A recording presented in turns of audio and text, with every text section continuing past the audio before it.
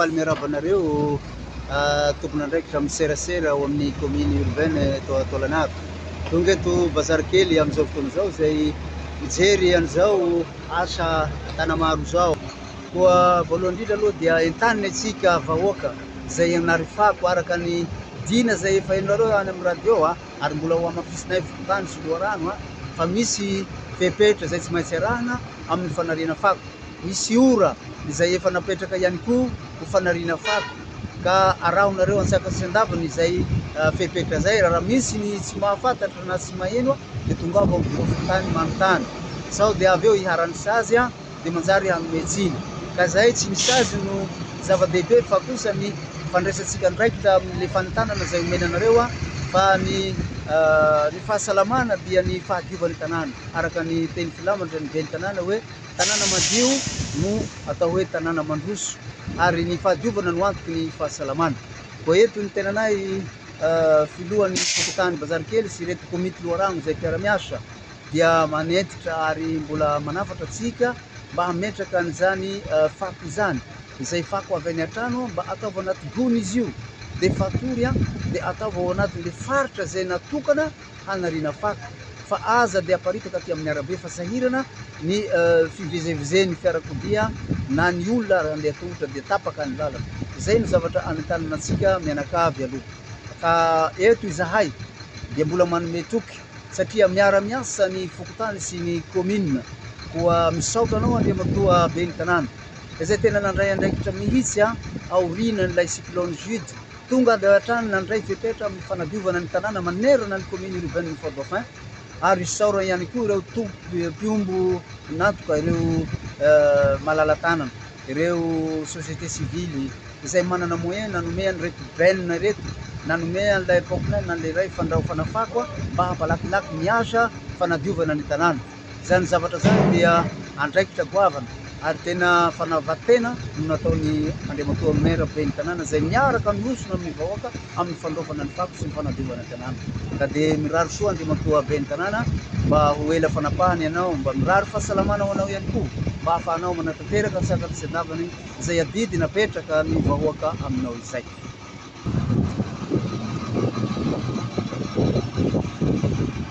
Araka ny hitantsika zao moa zany dia manoa ny enlèvement na 100% na fako eto amin'ny bazarina koa tsika amin'izao fotoana zao.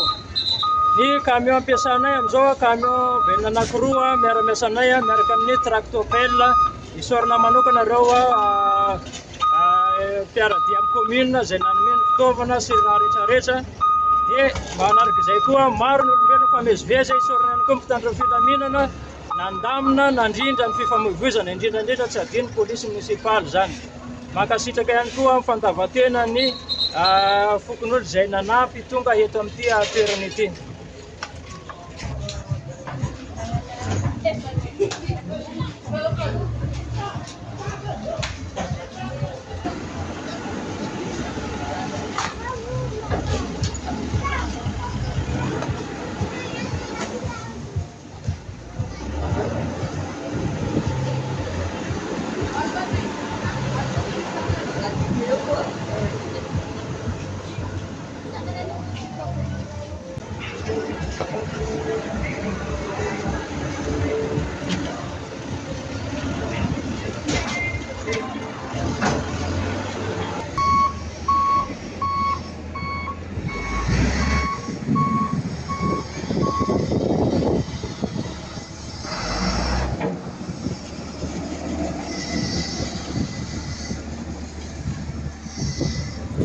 Araka izao hitantsika amin'ny sary zao dia miroso tanteraka ny asa fanadiovana lehibe tanterahina eo anivon'ny commune ambonivohitra Fort-Dauphin tarihina andriamatoa ben'ny tanàna Andry Andriamasoro.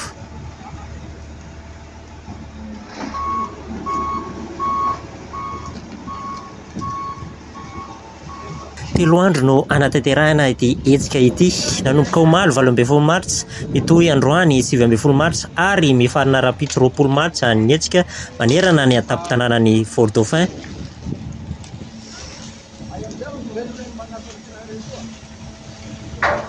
Mivangongo ny fako antony nanatanterahana izao hetsika izao vokatra ny fandalovan'ny Rive-Doza Jude andro vitsirasa zay.